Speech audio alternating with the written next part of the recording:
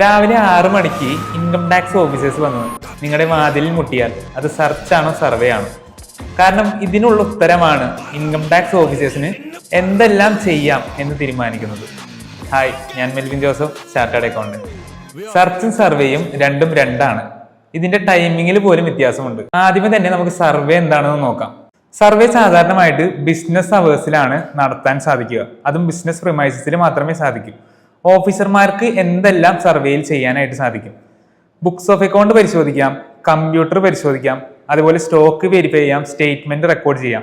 ഇത് പ്രധാനമായും വിവരങ്ങൾ ശേഖരിക്കാനുള്ള ഒരു നടപടിയാണ്. നമ്മൾ സാധാരണ സിനിമകളിലൊക്കെ കണ്ടിട്ടുണ്ടാവും, ഇൻകം ടാക്സ് ഓഫീസേഴ്സ് വന്നിട്ട് വീട്ടില് ലോക്കർ കുത്തിപ്പൊളിക്കുന്നതും വീട് മൊത്തം അരിച്ചു പറക്കുന്നതും.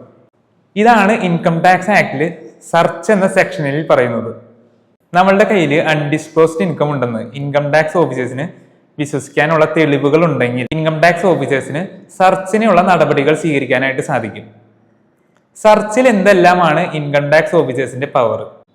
ഒരു സെർച്ച് നടക്കുമ്പോൾ ഇൻകം ടാക്സ് ഓഫീസേഴ്സിന് നമ്മുടെ വീട് സെർച്ച് ചെയ്യാം, അതേപോലെ തന്നെ വേണമെങ്കിൽ ഓഫീസ് സെർച്ച് ചെയ്യാം, ലോക്കർ തുറക്കാം, ആവശ്യമെങ്കിൽ ലോക്കർ കുത്തി തുറക്കാൻ വരെ സാധിക്കും. അതുപോലെ കമ്പ്യൂട്ടർ, മൊബൈല്, ഡിജിറ്റൽ റെക്കോർഡ്സ് എന്നിവയെല്ലാം പരിശോധിക്കാനായിട്ട് സാധിക്കും.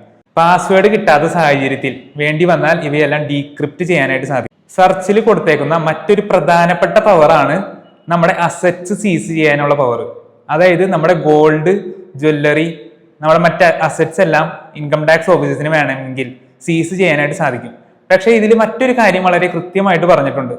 ബിസിനസിന്റെ സ്റ്റോക്ക് ഇൻ ട്രേഡ് സീസ് ചെയ്യാനായിട്ട് സാധിക്കുകയില്ല. ഇൻകം ടാക്സ് ഓഫീസേഴ്സ് വന്നു കഴിഞ്ഞാൽ നമ്മൾ ഭയക്കേണ്ട ആവശ്യമില്ല.